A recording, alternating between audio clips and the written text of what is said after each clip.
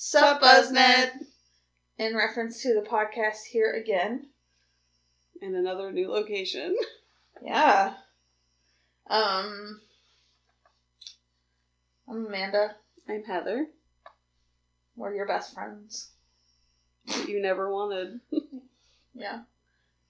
Sorry if you can hear Brody snoring. He's currently sleeping, which is probably the best for everyone.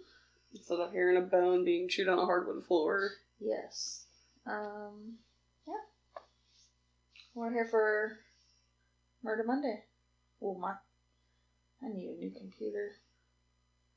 The fan kick on already. Yeah, but can't you hear it? Oh, yeah. I think it's picking up in the background. From our microphone that's not even facing that direction. Yeah. Alright, so tell me about a murder. I will. I opened this while I was in the bathroom real quick, just to have it ready. Refresh your memory. No, just to have it ready. It wasn't that long ago that I researched. Oh, that's fair. Some of us weren't prepared to record in Vegas. No, you weren't. So I opened this, and the first thing I have on here is when she was born. So this is the murder of Sherry Leighty. Leighty. I don't know. Whatever. Sorry, not whatever. It's not whatever. Leighty. I don't think I say her name that often throughout here, so. So I have here, Sherry was born on September 30th, 2976. Wow, she got murdered in the past then. In the future? No, she came to the past to get murdered. Oh, yes. She's from not a realistic number in the future. Yeah. So, that's great. That shows how well this is probably... So you have no idea what year it's supposed to be? Oh, no, it's supposed to be 1976. Oh. But I wrote 2976.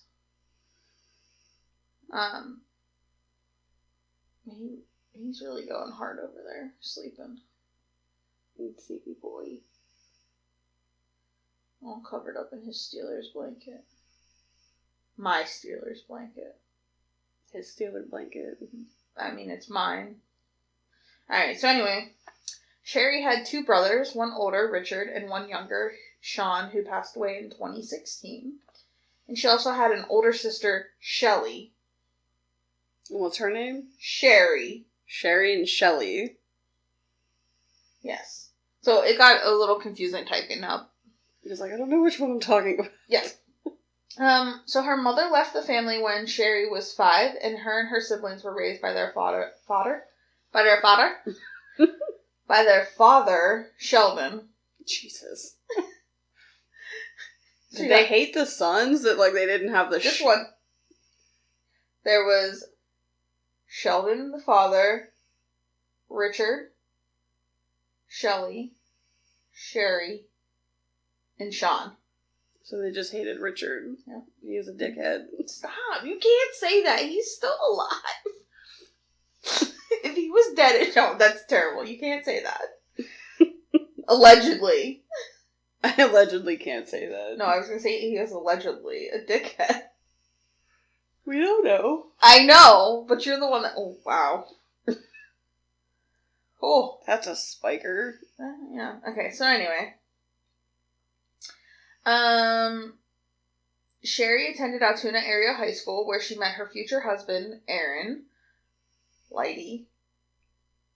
Mm-hmm. Okay. And they started dating in 1990. Sherry was 14. And Aaron was 17. Which now is a 31-year-old. I think that's gross. I probably wouldn't have when I was 14, but... Yeah. Sherry's father disapproved of the relationship, but the two could not be separated, and Sherry became pregnant in 1993. She had her first son, Travis. She had 2 other children, both girls, Kieran and Rachel. I could be saying the first name wrong. Kieran. Kieran? Kieran? Kieran sounds right. Okay. By the time Sherry was 19, she and Aaron were married and living together. And although things were good at first, eventually Aaron was verbally abusive towards Sherry. And Sherry was beginning to feel isolated from her family and friends. Aaron was a truck driver, and being away from Sherry so much, he began to accuse her of cheating on him. After a bad argument, Sherry reached out to her sister, Shelley, and said she needed to get out. At this time, Shelley advised Sherry to leave and find somewhere else to live. Instead of just offering, like, you can come live with me. Thank you. Sherry could not go back to her father as he was in failing health, so she went to her in-laws. At 22, Sherry was living at the house of her ex-husband's family because she couldn't afford her own place. She also filed for a PFA against her ex shortly before filing for divorce. Can you do that, though, if you're living with his parents? Yeah, I don't know, man. That's weird. In September 1999, just 1 month after moving in with her ex-in-laws, Sherry started to date a man named Ryan, and he was from Maine. She asked her sister if she, the kids, and Ryan could move in with her, but her sister declined Ryan moving in because she didn't know him, but said that Sherry and the kids could live with her. But Sherry said no. That was the last time her family heard from her. Can you guess what I typed next? Dun dun dun. That is why we're best friends. In October, Aaron dropped the kids off at their cousin's birthday party and said Sherry had run off with her boyfriend. And Aaron, I think, is her former husband? Yes, I thought it was her father-in-law, but that's not his name. So anyway, was like, yo, she peaced out, ran to Maine with Ryan, left the kids. Sherry's family was skeptical of this and knew it was out of character, with her brother having said that their mother had left them at a young age and she would never do that to her kids. I cannot talk. Sherry and Aaron's divorce was finalized in October 1999, and her father, Sheldon, was granted full custody of the children. I don't know why. I don't know. He was in failing health? Yeah, that confused me, but it said that. Oh, I forgot to say my sources. My sources were crimeola.com. Crimeola. Crimeola? Sure, I don't know. Altoona Mirror and the Altoona Mirror. Yeah, that was it. I feel like I've never heard of that. The Altoona Mirror? No, the case. I see the Altoona Mirror every day. Yeah. Well. Surprise! I guess. Yeah, who would have thought somebody got murdered in Altoona? Yeah. Allegedly. It's not an allegedly murder, it's a... Yeah, well, I mean, I guess murder is murder, but... Yeah. Okay, so Sheldon was granted full custody. And then the family realized that Sherry was missing. Shocker. Sheldon tried to file a missing persons report, but police said she didn't meet the criteria for that. Disappearing and leaving her children behind for days on end? Yep. I think it's probably because Aaron was like, oh, she peaced out, ran to Maine with Ryan. You can't believe the ex-husband. Mm-hmm. It's always the husband, right? Yeah. It's not. Spoiler alert.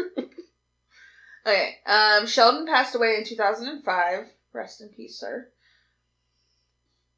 Aaron and his parents raised the kids and became estranged from Sherry's family. Shelley created a Facebook for Sherry. One that was a personal account and one that was a memorial page, which creeps me out. She, acting like she was still alive? I guess. I don't know. I assume that's not what she was intending to do, but it was just... Creepy. Yeah, I get making a memorial page. But not a Facebook page of that person. Yeah, I don't know, that's weird to me. But anyway. Allegedly, that's weird to me. Are you freezing? Yes, a little bit. A little cold. My heavy blanket is wrapped around my dog right now. That's just his warmth is more important. It's true. Wait. Oh, okay. Sorry. A family friend from Aaron's family contacted Shelley and told her that things at the Leighty, thank you, family household were strange since the disappearance of Sherry. Sherry and the rest of Shelley's family suspected that the ladies had foul play, but there was no evidence, so the police could not investigate. Shelley then reached out to Sherry's last boyfriend, Ryan, to ask if he had seen Sherry. Ryan stated that the last time he saw Sherry, Aaron had caught them kissing and attacked him, and said if Sherry ever saw Ryan again, he would kill him. Ryan says Sherry broke up with him on the spot. So... I mean, she could have moved to Maine. She could have. But spoiler alert. She didn't. The police finally decided to take the case seriously at this point, and this was in 2012. So again, this all happened in 1999. It's a good old APD. Are they just the APD or are they the AAPD? The Altoona area. Who knows? I know the ambulance is AMED. Oh. Well, they're not as cool as Latrobe. They're not the LAPD. They're not the LAPD. Nope. I feel like AAPD is like the Alcoholic Anonymous Police Department. All I could think of was AA Ron. You done messed up, AA Ron. So the Altoona police questioned Aaron, and he told police that the last time he saw Sherry, his father had taken her to work and she had never returned. At this time, police then shifted their focus to Aaron's father, Kenneth. When first questioned, he said that Sherry had dressed up more and wore makeup, which she had never done. And he said after dropping her off at work, he then went to work himself. However, police later learned that Kenneth had lied about going to work that day. Police then contacted Aaron and asked if they could listen in while he called his father, and Aaron agreed. On the phone call, and after some prompting, Kenneth admitted to being there when Sherry died. He said that they had an argument, and he had pushed her, and she hit her head on the truck mirror. After this, police went to see Kenneth and tried to get him to confess, because the confession they had wasn't enough to press charges. I don't know. Kenneth would not admit to anything, and police knew they would need a body to pursue charges. At this time, Kenneth resisted talking to the police further and then assaulted a police officer, which is stupid, because then the police were able to arrest him and hold him. So, dumbass. Allegedly. While in custody, Kenneth told the police that he had confronted Sherry about dating other men while still married to his son and living with him. And when she walked away, he pushed her and she hit her head on the mirror and fell.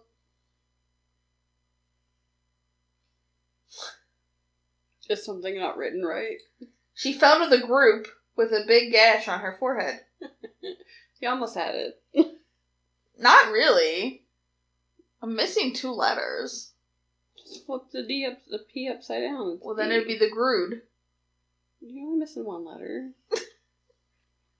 So she fell to the ground with a big gash on her forehead. He then says that he put Sherry in the truck and drove to work and checked on her throughout the day, but knew she was dead the last time he checked on her.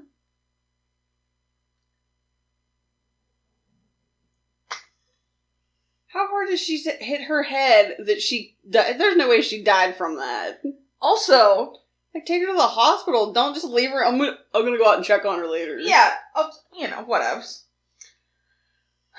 When police announced that they had arrested Kenneth, more tips poured in. Some were about witnessing Kenneth being inappropriate with Sherry, such as being touchy-feely and making unwanted sexual advances. This is the father-in-law? Yeah. Gross. One of Aaron's ex-girlfriends contacted Shelley, so the sister, and told her that Travis, Sherry and Aaron's oldest son, told her that he had heard the family talk about Sherry's body being buried in Warriors Mark Township, where they had often enjoyed going camping and hunting. Police went and searched the property but came up empty. Since they wanted to rule out Sherry's accident being a homicide, they made a plea deal with Kenneth that if he showed them where the body was, they would only charge him with third-degree murder. He then agreed and showed them where the body was, and police recovered a crushed skull and some bones. So crushed doesn't mean she didn't hit her head on the mirror, that's for sure. The medical examiner ruled that there was no way that Sherry died of an accident. In 2013, Kenneth was convicted of third-degree murder and sentenced to 7 to 14 years in prison with a chance of parole in 2020. And in 2008, Welcome to Murdertown aired an episode buried deep about this case, which is where I learned about it, and I think I woke up at the beginning of it, and they were like, this happened in Altoona, PA, and I was like, oh, I know where that is! And so, that's how I learned of it. And wrote it down on my episode topics and actually researched it. So, Kenneth. Gotta love a close to hometown murder. Yep. They are, I think it's True TV, not True TV. I think Oxygen is also doing one about a dentist that was killed in Blairsville. And I was like, oh, I love that case. Not that I love the case, but, like, it was always just, like, it was, like, a fascinating, big ordeal when it happened. I mean, I guess it's a murder, so. Yeah. So, that's that case. I feel like I really rushed the end there, but sorry. I mean, there was a conclusion at least. Yeah. Yeah. That's so, like, it's weird because, like, I'd never even heard about it. And it's like, oh, this all happened and he's getting out, like, in a couple months probably. Yeah, I don't know. I haven't seen anything about it. Or I didn't see anything about it. I haven't looked since. You recorded or you researched it? Yeah. Oh, they just posted something on September 16th, 2019. 7 years behind bars. Dun, dun, dun. This is on WJAC. Of course it was. No, this doesn't say anything except there's a petition to keep Kenneth in jail. So, what you got for us next time? We are gonna talk about Antarctica. Ooh. Penguins. Yeah. I just wanna... Murderous penguins. Oh. No, I'm kidding. That would be fun. Alright, well, until next time, you can find us on Instagram at InReference2, on Twitter at InReference2. Is Instagram InReference2 podcast?